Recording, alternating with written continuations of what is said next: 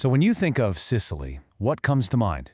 Is it ancient ruins? Maybe those sun-drenched beaches? Well, to really get a handle on Sicilian wine, we have to look at the raw elemental forces that shaped this place. I'm talking about the power of an active volcano, the non-stop intensity of the Mediterranean sun, and the cool, constant breath of the sea.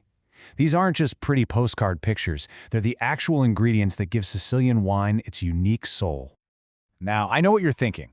Calling Sicily an entire continent of wine sounds like a bit of a stretch, right? But honestly, it's the perfect way to set the stage for what we're about to dive into. The sheer variety of climates, soils, and grapes packed into this one island is just, well, it's staggering. It really is like taking a world tour of wine without ever leaving the region. All right, so here's our game plan. We're going to start with the land itself, this incredible, dramatic stage. Then we'll meet the stars of the show, the native grapes. After that, we'll get into the people who kicked off this amazing modern comeback. And finally, we'll see how it all comes together right there in your glass. Okay, first up, the land. Look, to get Sicilian wine, you have to get its terroir, that special sense of place that comes from the soil, the climate, the whole landscape. And in Sicily, that story is really told by three massive, powerful forces that shape every single grape grown on the island. Let's start with the giant in the room, Mount Etna. This is way more than just a pretty backdrop. It's an active volcano, constantly enriching the soil with minerals. And that gives the wines, especially the ones from Etna's slopes, this signature minerality. You know that crisp, kind of flinty or whetstone character? That's it.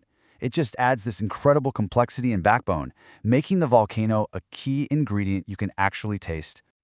Next up, the sea. You can think of it as the island's own natural air conditioning system.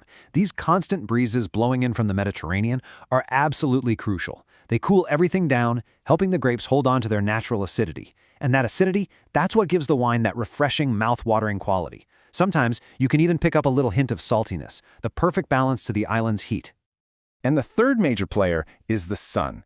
Sicily is just drenched in this intense, powerful sunshine. Now, on the one hand, that's fantastic. It means the grapes get perfectly ripe, developing these deep, concentrated flavors. But it's also a double-edged sword. Too much sun, and you get wines that are just too heavy and out of balance. So the winemakers have to be incredibly smart in the vineyard to harness that power. So, you've got this wild, unique stage set by the land. Now, let's meet the stars of the show, the native grapes that have spent centuries adapting and learning how to thrive in this pretty extreme environment. And this is where you can really see the island's incredible range. For reds, you've got Nero d'Avola. It's the big, powerful, dark-fruited king of Sicily. But then you climb the slopes of Mount Etna, and you find its total opposite. The elegant, spicy Nerolo Moscalese with these bright red fruit notes and that unmistakable volcanic fingerprint. Same for the whites. Grillo gives you a taste to the coast, all fresh and zippy, while Cariante from Etna is just laser-focused, with sharp acidity and intense minerality. Oh, but the list does not stop there. Sicily is like a treasure chest of amazing native grapes. You've got Frappato, which is just joy in a glass, a light-bodied red that explodes with fresh strawberry. Then there's Zebibo, this super aromatic grape that makes incredible sweet wines over on the tiny island of Pantelleria. And you can't forget Catarratto, the most planted white grape on the island. It's a real workhorse, super versatile with bright citrus notes. Okay, so we have this incredible land, and we have these totally unique grapes, but that's only two parts of the story. The final and maybe most important piece of the puzzle is the people. The story of modern Sicilian wine isn't just about nature. It's about a huge cultural shift, a full-blown renaissance. And this timeline really shows what a wild journey it's been. I mean, winemaking goes all the way back to the ancient Greeks.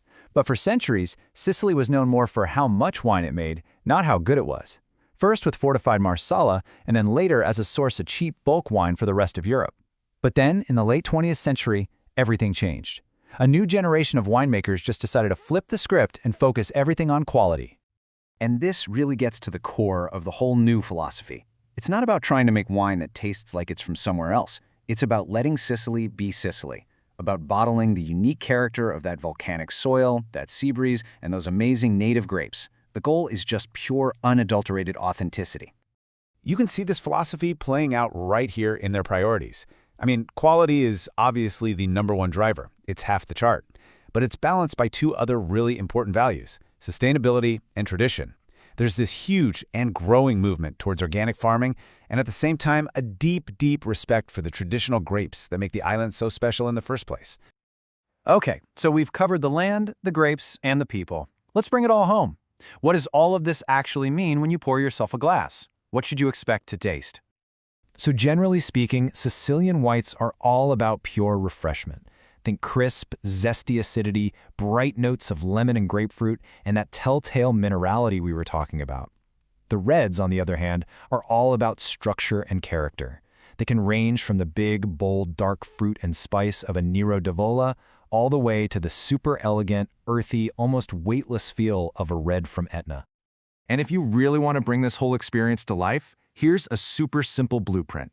Go get a bottle of Grillo, one of Sicily's classic aromatic whites.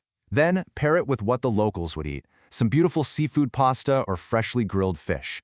That right there, in that moment, with that perfect pairing, you are tasting the absolute essence of the Mediterranean.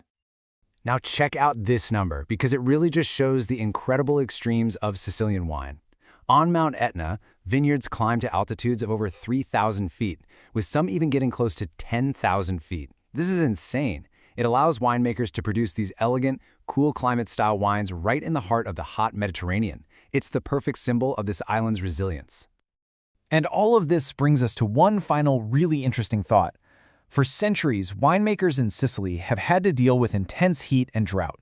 They've cultivated grapes and figured out techniques specifically to thrive in these tough conditions. So, as the whole world gets warmer, could it be that Sicily's biggest challenges are about to become its greatest strengths? Is it possible that this island, forged by fire and sea, is actually showing all of us the future of wine?